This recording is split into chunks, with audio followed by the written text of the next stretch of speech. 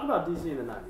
DC in the 90s was off the motherfucking chain. DC was sick. DC in the 80s was a shithole. DC in the 90s was like a resurgence because everything was coming back in the States. The States in general in the 90s was kind of crazy. But like everything was coming back in. I guess you could label the 90s as the retro age, you know what I mean? Because Beastie Boys, God bless, brought back hip hop. None of this would be going on right now if the Beastie Boys hadn't done what they did. Straight up. A lot of people don't give the Beastie Boys credit. Yo, the Beastie Boys are the reason hip hop is happening as it is right now, which a lot of people would take offense to because they hate hip hop now. But Beastie Boys, in one fell swoop, when they moved out to LA and brought back, oh, they're the reason hipster culture exists too. I'm about to go off on a tangent, but you know, they're the whole reason that happens too. And I can trace it back to the Check Your Head album. That was the one with Pass the Mic, right? Pass the Mic. That one, anyway.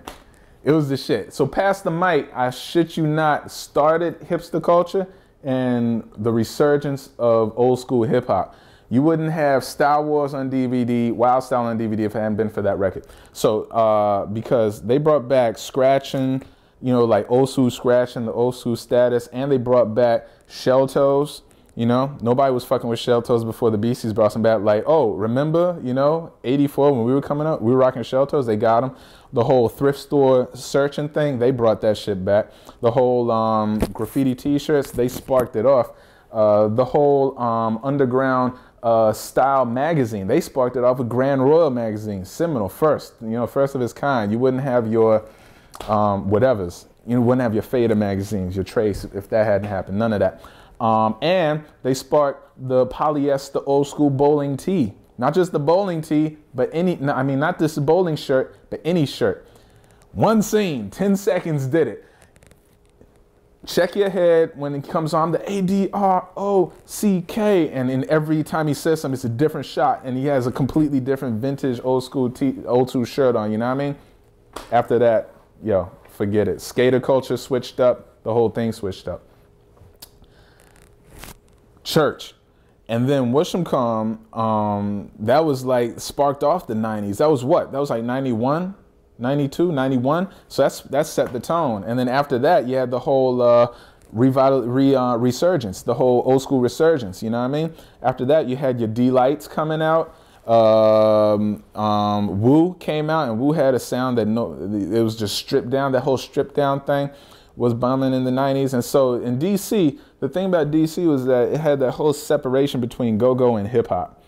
And I about that. That's the next question. Word. And I remember, I never fucked with go-go because I didn't want to get shot. You know what I mean? It just seemed like everybody that was into go-go was just getting shot. They were shooting up the clubs, this and that, you know what I mean?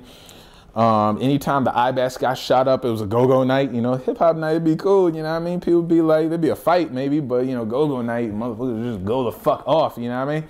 That's just because go-go is like some down-home DC music. That's one of them jams that will never leave the four corners of DC.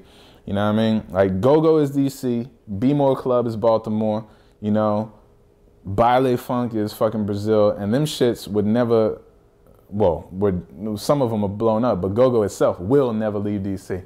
Because, I mean, it's just a thing. It's like mumbo sauce, you know? It's some DC shit, you know? And it's like, I felt really in the minority in DC, actually, because I never fucked with go-go like that. Like, I fucked with it a little bit, I never really fucked with it like that. I was always on to some daggone Boogie Down Productions, Public Enemy, Ultramagnetic MCs type status back in the day. And then that was the big separation throughout high school. You know what I mean? I was in DC. I went to a go-go high school. We had what was it, Backyard Band? Keith Boykin and all them. Yo, all them cats had they formed their own go-go band up at school. That was dope. They used to put on go-go parties every day at lunch up at school, you know what I mean? We had the Earthbound Hallway where we have our little radio, and we be blasting like all that shit. You know, the Wu, Souls of Mischief, Souls of Mischief, they were off the chain. Daggone Far Side when they came out, you know, all that stuff. And so that was cool, you know, we were like those cats. But also, like for me, it was also, like I love DC to death, but I was also an outsider over there because I wrote graffiti. And everybody in DC was like, oh, that's some New York shit. Why don't you go the fuck back to New York, you know?